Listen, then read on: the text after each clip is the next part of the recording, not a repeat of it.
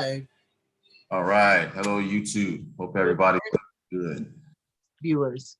All right, and I'm putting you on air now. All right. Okay, here we are. It is gone past 30 past 6 o'clock. And of course, for Wednesday morning, it's Business Express. Rotus, good morning. How you doing? Good morning, Sope. I'm doing very well. Good morning to all our listeners. Yeah, good to be with you guys. Hump of the week. Let's do it.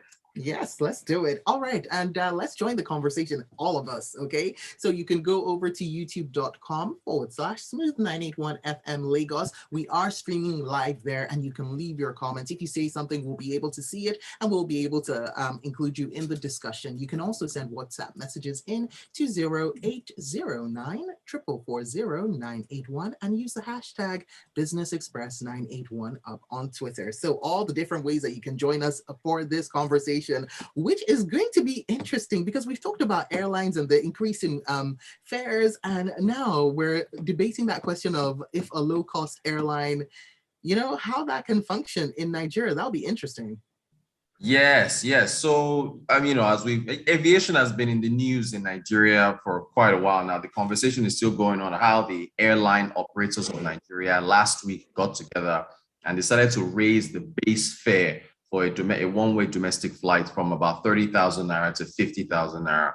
So they all got together and look, jet fuel is rising. We need to do this because we need to survive. Our profit margins are thin enough as they are already to not have to deal with a 110% increase in aviation fuel from 190 naira per liter last year to about over 400 naira per liter. So they decided to raise prices, which makes economic sense. But one particular airline is, making the news because they were a little hesitant. In fact, I don't believe they joined the rest of the other airlines in raising prices. It's an airline called I think it's Green Africa. And they are a low-cost value airline, value carrier, if you will. So airlines like Green Africa exist in other countries. I think Ryanair in the UK is one, if I'm correct. Spirit Airlines in the United States, I think Southwest Airlines as well. There are some, low-cost carriers that fly short distances and don't charge a lot of money. Business Day reached out to the spokesperson for Green Africa to ask, okay, why didn't you join the other airlines in raising your prices? And the spokesperson was like, listen, we're a low-cost airline. And for passengers who want to fly without luggage, we want to keep prices low. For passengers who want to fly with luggage, you have to pay an extra fee. And I was thinking about that. How can I fly without luggage? I need to have some kind of luggage with me. But to see the people who fly Spirit, Ryanair, they have it all down. Go and check out YouTube videos. They show you how to set up. Exactly. Exactly. So the thing is, the more luggage you carry with you, myself, Kayode, everybody else are all flying the same airline. Our luggage adds weight to the plane. And the more weight and the more the plane has to carry, the more fuel it burns, right? You can think about trying to carry something on your back and walking the distance on an empty stomach versus say, eating food ahead of time. So you just burn more calories and it takes a lot more energy, right? So it's more expensive with a heavier airline with luggage than a lighter without luggage. It's about fuel efficiency, which translates to using less fuel and translates to using less cost. But the environment within which they are operating, you can't exist outside of the bubble, so to speak, right? You and I are talking on Zoom, so we have to abide by. This conversation can exist outside of Zoom, right? We're fully need to play within the box, within the parameters that have been set. Exactly. Right? So I don't know how much longer Green Africa can maintain this, because prices are rising. If they limit the number of distance, if they're going really short distances within Nigeria, maybe they can maintain it.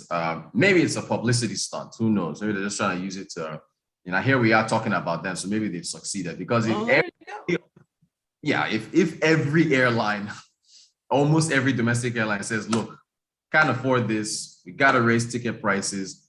Even though you're a value airline, I don't know how you can operate outside the same parameters fuel is fuel. Whether you are a low-cost airline or you're a luxury airline, fuel is fuel. And if you are paying, I don't care what, if you are paying higher money, fuel to fuel your planes, your ticket prices have to move in tandem in order to reduce the gap between your costs of goods sold, your operational costs, and the revenue that you're bringing in per ticket.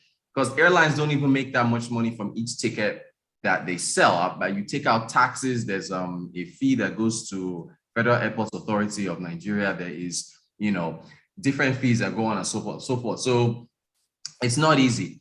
Plus, on another thing, I just got an update. Remember we talked about lights, how a lot of airports don't have night lights, which don't allow planes to land. Oh, yes, okay, yeah. Yeah. So a pilot called me, he listened to the show, and he was like, hey, Rotus, come, this thing is not entirely accurate. There are a number of airports that actually have night lights and they work. The issue is they are operated by the Federal Airports Authority of Nigeria, FAN, right? And some of them are by NAMA, the Nigerian Airspace Management Agency. So this is wild. He was like, if you think about as you're landing, right, you will see some lights on the runway.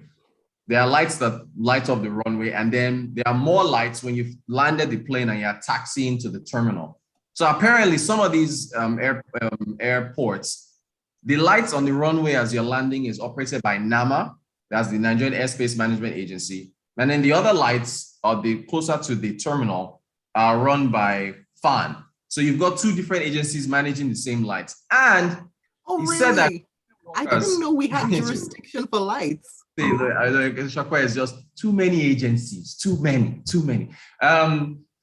He said that the lights work, but because they are government run, the staff close by 6 o'clock and they leave. If you want the lights to be on, you will pay about 200,000 naira per hour in order to keep those lights on. So the aircraft, if you're flying a plane, you're like, come, how much am I making from these tickets that's plus fuel prices that I will pay an extra 200K per hour to keep these lights on? So Nigeria is just, wow.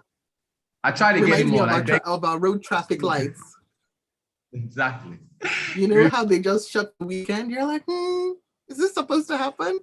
Oh, wow. Okay. So it's to say that, a lot of airports don't have light. They actually do, but it's to keep them. So, this is another case of whether or not this should all be private run enterprises, right? As opposed to having government agencies run these airports. And he was mentioning, like he said, like Sokoto Airport, for example. There's an airport. I'm supposed to know this, but I didn't even know that Sokoto had an airport, but it does.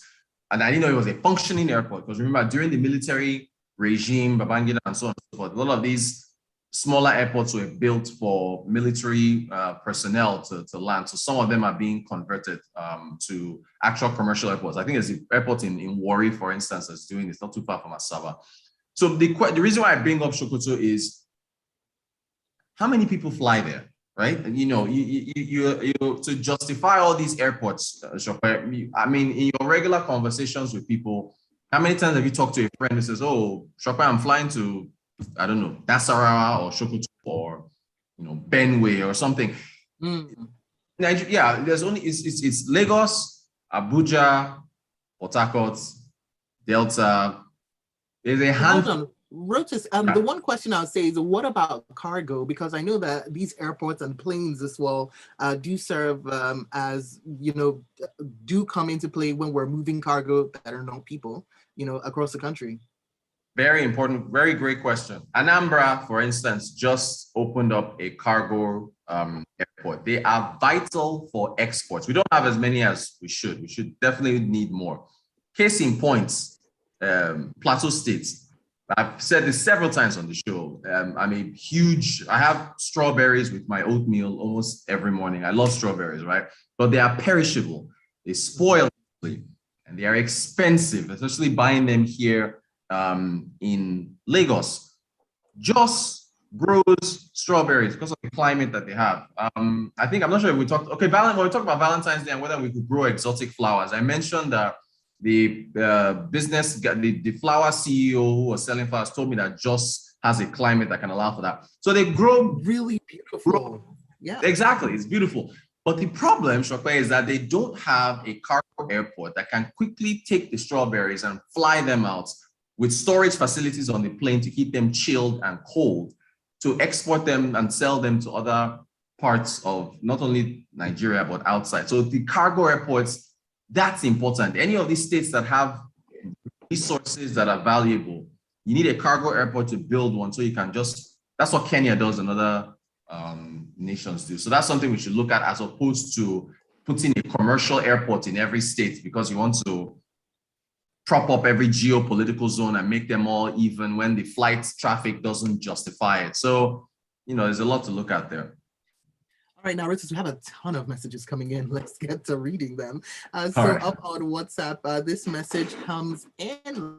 Let me just bring this from Yinka Bulu, who says, I do that a lot. I fly without luggage, just my laptop bag, boom, in and out. And okay. He goes on to say, he wonders why Trevor Noah is always dragging Spirit Airlines anyway. Hey, low cost sometimes equals low customer service, but not all the time. Not all the time. He also says, and Rotus, it's like you've crossed over to the dark side. You've been making this case for this 50,000 Naira base fare, which yes, makes economic sense, but no one is making noise about in-flight refreshments. If I'm paying 50,000 Naira for a 45-minute flight, then I must be served peppered goat meat and some cold fare. More messages coming in. We've got this. Oh, this is a really interesting message about what's going on with Russia and Ukraine. From Ben, who says, please educate me. What is the impact of the Russian invasion in Ukraine on oil prices, and how does this further affect Nigeria? That is a pretty in-depth question that's going to need an in-depth answer, right? So, Ben, if you can go over to Twitter, or you're going to say Rotus? Yeah, I can try to do it in like 30 seconds. I can. Okay, go ahead. It's basically increasing oil. Oil, last I checked, was at $99 a barrel. Oil is about to touch 100. If it hasn't crossed the 100 today, it was 99 yesterday, it fell to 98. The impact on Nigeria is that Nigeria should be earning more from higher oil prices. Unfortunately, because of the OPEC cuts, vandalism to our infrastructure, we are not making as much money as we should. The impact should have been that with oil at $100, Nigeria makes more money.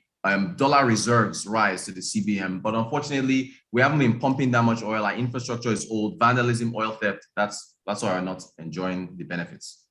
Well, you did it, Rotus. You did it. 30 seconds or less, people. Jonah says, and Jonah asks, actually, does this new reality, is it threatening their business model for this low-cost airline? Is it threatening their business model? It is. So I don't know how long they can keep their prices low. Everybody else has increased. So we'll see. I want to get a representative from there to talk to them directly. I'll see if we can do that, but it is affecting them. Okay, well, Ola says privatizing these airports is the only way they can become viable. The government has no business in business. Right. Whilst more messages coming in, we have this one in. Let's see if I can get the message. Hold on one second. Well, keep sending them into 0809 444 0981. I think I managed to get all of the messages just in time because the show has come to an end. Rotus, thank you for joining me. And you know what? Keep the conversation going. I know that there's so much more to discuss about this, right? So people, you can go over to Twitter, find Rotus at Rotanquote, okay? And tag us in at Smooth981FM, hashtag Business Express 981. Rotus? Thank you. It's been a pleasure. Thanks for the message. All right then. Okay, so that is that. Coming up, we've got some great music for you. Stick with us. This is Smooth 98.1. Love music, love life. Business Express, brought to you by InterSwitch, transaction solutions you can depend on. Let's talk about